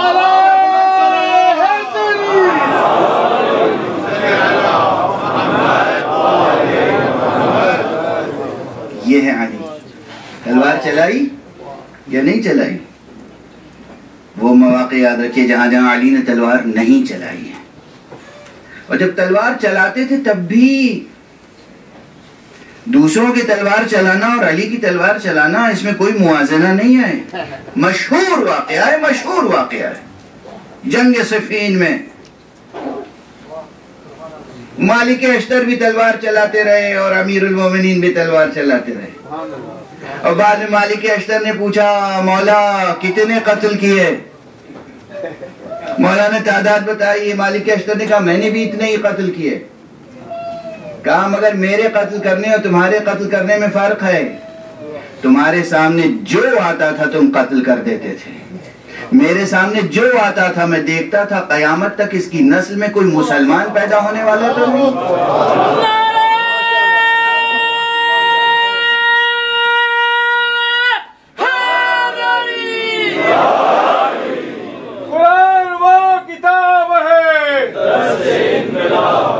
علی کا طرز زندگی منافقت کی موت ہے. نعرہ علی. یہ ہے. تو آپ غور فرمائیں. اب بس ظاہر سی بات ہے کہ گفتگو سمیٹنا ہے, تمام ہو گئی گفتگو. علی وہ شجاع ہیں جنہوں نے شجاعت سے زیادہ صبر کا مظاہرہ کیا, اور حسین وہ صابر ہیں کہ دراصل ان کا صبر نہیں, ان کی شجاعت ہے جس کی ہیبت طاری ہے دنیا پر.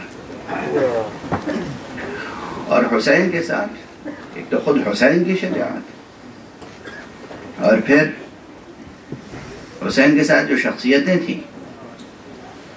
آپ کیا سمجھتے ہیں حسین کا جوان بیٹا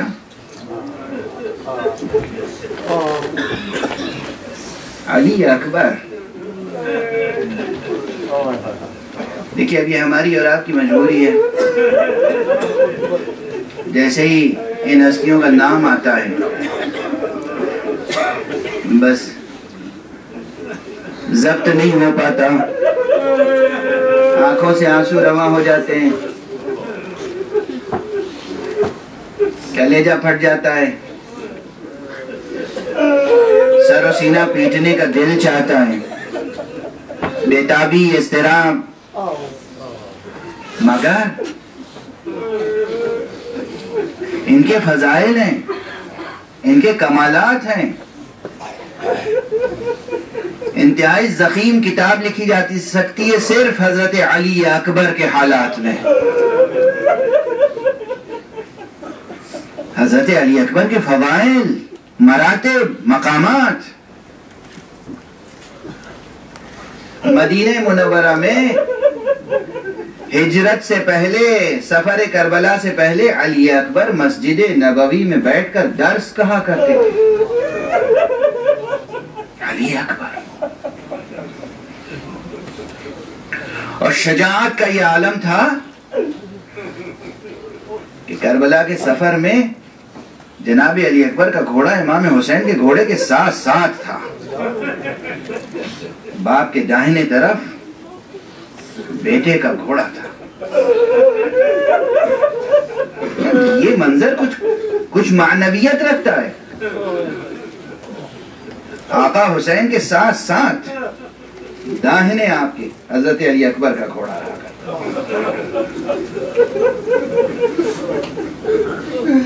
یہ جو منظر ہے جو نقل ہوا ہے اس کے اندر معنویتیں پوشیدہ ہیں. اور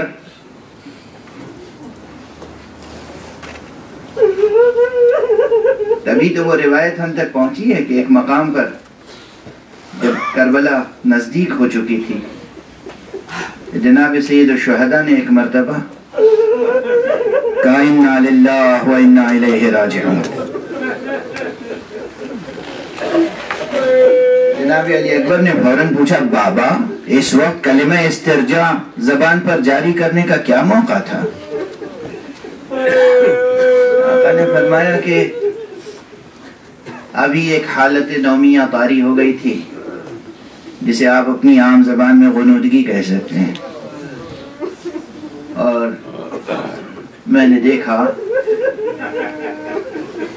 کہ کوئی یہ کہہ رہا ہے کہ دیکھو اس گروہ کو کہ یہ اپنے منزل کی طرف بڑھ رہا ہے اور موت ان کی طرف بڑھ رہی ہے۔ جناب علی اکبر نے کیا سوال کیا؟ بابا کیا ہم حق پر نہیں ہیں؟ کیا سوال ہے بیٹے کا باپ سے، بابا کیا ہم حق پر نہیں ہیں؟ اب وقت نہیں ہے کہ میں تفسیر کروں، تشریح کروں، تجزیہ کروں۔ آقا نے فوراً کہا بیٹا ہم حق پر نہیں ہوں گے تو کون ہوگا؟ اذن لا نبالی بالموت، بس پھر ہمیں موت کی کیا پرواہ ہے، ہمیں موت کی کوئی پرواہ نہیں۔ یہ بیٹا علی اکبر، اس کے قصیدے، اس کی مدح و ثنا، اس کی توصیف دشمنوں کی زبان پہ بھی تھی، تاریخ کا حصہ ہے یہ۔ عربی ادب کے بعض بہترین قصیدے اور بہترین اشعار حضرت علی اکبر کی شان میں کہے گئے ہیں، اور دشمنوں نے کہیں، بعض بیانات ہیں دشمنوں کو کہ جو جناب علی اکبر کی شان میں۔ اور روز عاشورہ آپ ایک دو فقرے میں جناب علی اکبر کا تذکرہ سن کے گزر جاتے ہیں، شاید آقا ابو عبداللہ الحسین اور حضرت عباس کے ساتھ ساتھ سب سے زیادہ جس نے جنگ کی ہے میدان کربلا میں وہ علی اکبر، یعنی علی اکبر کی جنگ نے دشمنوں کو بدر اور احد کے علی کی یاد دلا دی تھی، وہ جنگ کی ہے علی اکبر نے، تاریخ میں تفصیل موجود ہے۔ ہاں مگر ایک بات ہے، آپ کس وقت میدان میں گئے اس میں ذرا مورخین میں اختلاف ہے۔ کچھ یہ کہتے ہیں کہ جب جنگ چھڑ گئی تو آقا حسین نے سب سے پہلے اپنے بیٹے علی اکبر کو بھیجا ہے، لیکن کچھ یہ کہتے ہیں کہ نہیں، آقا علی اکبر سب سے پہلے شہید نہیں ہوئے ہیں۔ اور دونوں بیانات کو جمع اس طرح کیا جا سکتا ہے کہ دراصل امام نے چاہا یہی تھا کہ سب سے پہلے اپنے بیٹے کو بھیجیں، مگر امام کو ایسے اصحاب ملے تھے جو یہ برداشت نہیں کر سکتے تھے کہ ان کے رہتے ہوئے شبیہ پیغمبر قاتل ہو جائے۔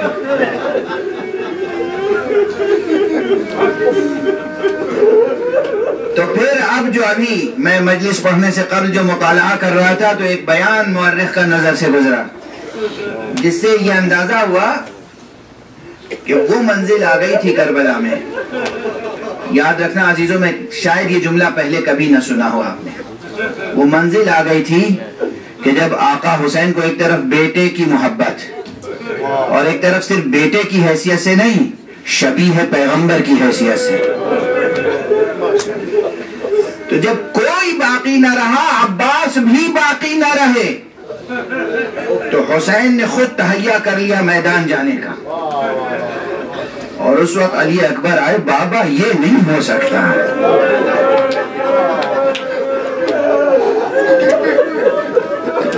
اجرکم علی اللہ، بابا یہ نہیں ہو سکتا، یہ ممکن نہیں ہے بابا، اب آپ مجھے اجازت دے دیں۔ بس یہ چند ایسے شہداء ہیں کہ میدان میں بھیجنے سے پہلے آقا امام نے ایک خاص انداز اختیار کیا ہے۔ جب علی اکبر کا اصرار بڑھا اور جناب امام حسین نے علی اکبر کو میدان کی طرف بھیجنے کے لیے اذن عطا فرمایا، تو اب یہ تمام مورخین نے، اپنوں نے، پرایوں نے، سب نے لکھا ہے کہ آقا حسین نے ہاتھ آسمان کی طرف بلند کر دیے، اللہم اشہد علی ہؤلاء القوم فقد برز الیہم غلام اشبہ الناس برسولک خلقا وخلقا ومنطقا، اے معبود گواہ رہنا۔ اس ایک فقرے پر پورا مرثیہ تمام ہے۔ حسین خلق خدا کو نہیں گواہ کر رہے ہیں، حسین اپنوں اور پرائیوں کو گواہ نہیں کر رہے ہیں، حسین خدا کو گواہ کر رہے ہیں۔ اے پروردگار گواہ رہنا کہ اب وہ جوان جا رہا ہے کہ جو رفتار میں، گفتار میں، کردار میں، صورت میں، سیرت میں تیرے رسول کی شبیہ ہے۔ اور فرمایا اے معبود تو جانتا ہے ہمارے دل کی حالت، جب ہم تیرے نبی کی زیارت کے مشتاق ہوتے تھے تو ہم اس جوان کو دیکھ لیا کرتے تھے۔ آقا نے رخصت کیا، آپ سنتے رہتے ہیں لیکن یہ حقیقت ہے، آپ ہر ذاکر سے سنتے ہیں مگر اس منظر کی تاثیر کبھی کم نہیں ہوگی۔ آقا نے رخصت کیا، بڑے اہتمام سے رخصت کیا، خدا کو گواہ کر کے رخصت کیا، بار بار سینے سے لگا کے رخصت کیا، مگر جب علی اکبر گھوڑے پر بیٹھ کر میدان کی طرف گئے تو پیچھے پیچھے حسین نے دوڑنا شروع۔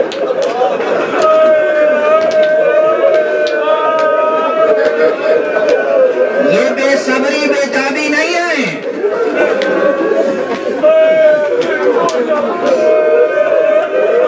بیٹے نے محسوس کیا، بیٹے نے پھر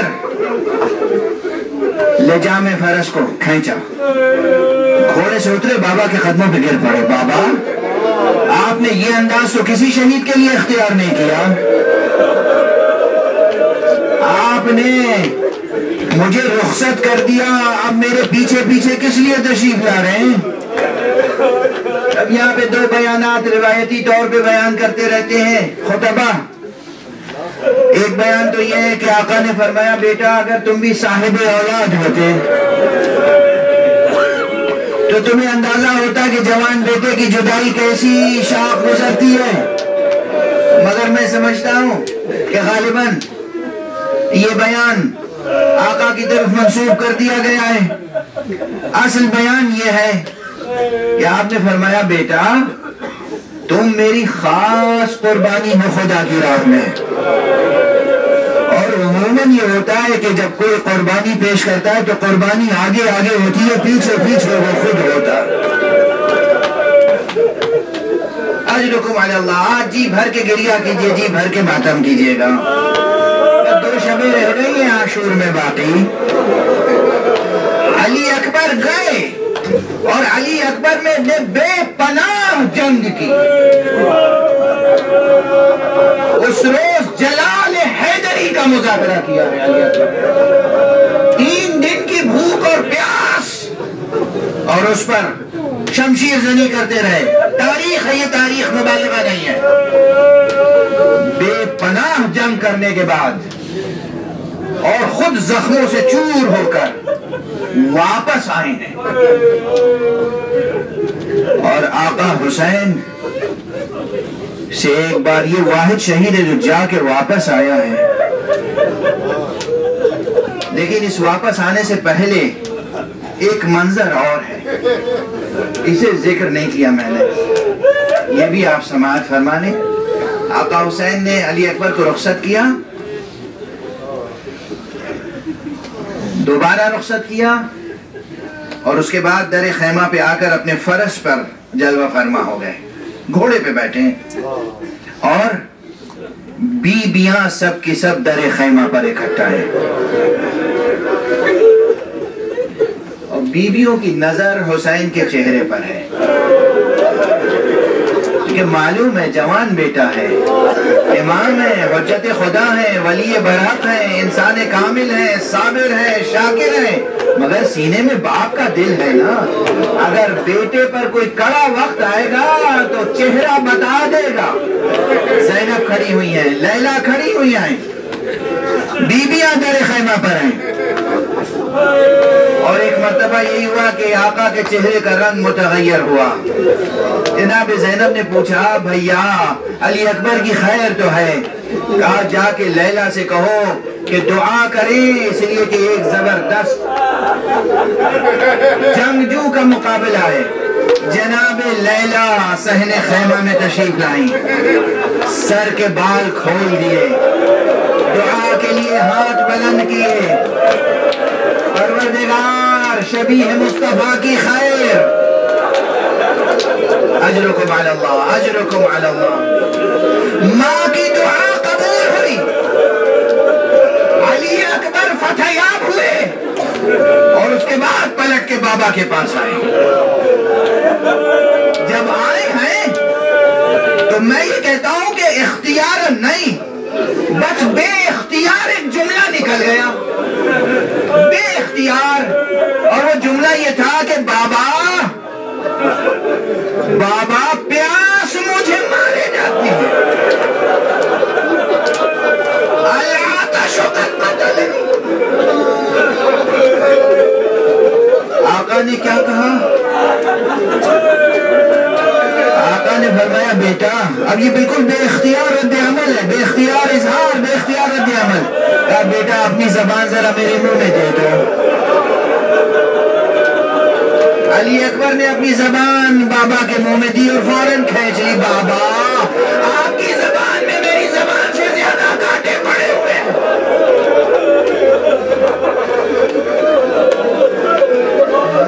دوبارہ علی اکبر رخصت ہوئے، میدان میں گئے، پھر بے پناہ جنگ کی۔ اس میں طاقت ہے جو بیان کر سکے، مگر تاریخ میں ہے، جاتے ہی شہید نہیں ہوئے، بے پناہ جنگ کی۔ مگر اس کے بعد ایک شقی نے دور سے، کسی وحشی نے دور سے نیزے سے سینے کا نشانہ لیا، شبیہ پیغمبر کے سینے پہ نیزہ آ کر لگا، اور شبیہ پیغمبر نے کہا یا بتا علیکم منی السلام، بابا آپ پر آخری سلام۔ حسین نے علی اکبر کی آواز سنی اور اس کے بعد فرمایا اے دنیا، اے دنیا، اے دنیا تجھ پر خاک ہو بیٹا علی اکبر، تیرے بعد اس دنیا پہ خاک۔ سرعت کے ساتھ میدان میں پہنچے، دیکھا بیٹا ایڑیا رگڑ رہا ہے، سینے پہ دونوں ہاتھ ہیں، آقا جھکے، آقا جھکے، اور بس اب میں جملہ مکمل نہیں کر پاؤں گا۔ بعض راویوں نے لکھا ہے، بعض مقاتل میں ہے، بعض مقاتل میں ہے کہ آقا نے اس وقت نجف کی طرف رخ کیا اور 3 مرتبہ بلند آواز سے کہا یا علی، یا علی، یا علی۔ مجھے نہیں معلوم اپنے بیٹے علی کو پکار رہے تھے یا اپنے بابا علی ابن ابی طالب کو آواز دے رہے تھے۔ اب بابا کو آواز دی یقیناً، اور اس کے بعد جھک کر برچھی کا پھل نکالا، خون کا فوارہ نکلا، اور حسین نے کہا الوداع علی اکبر، الوداع محمد، محمد، علی۔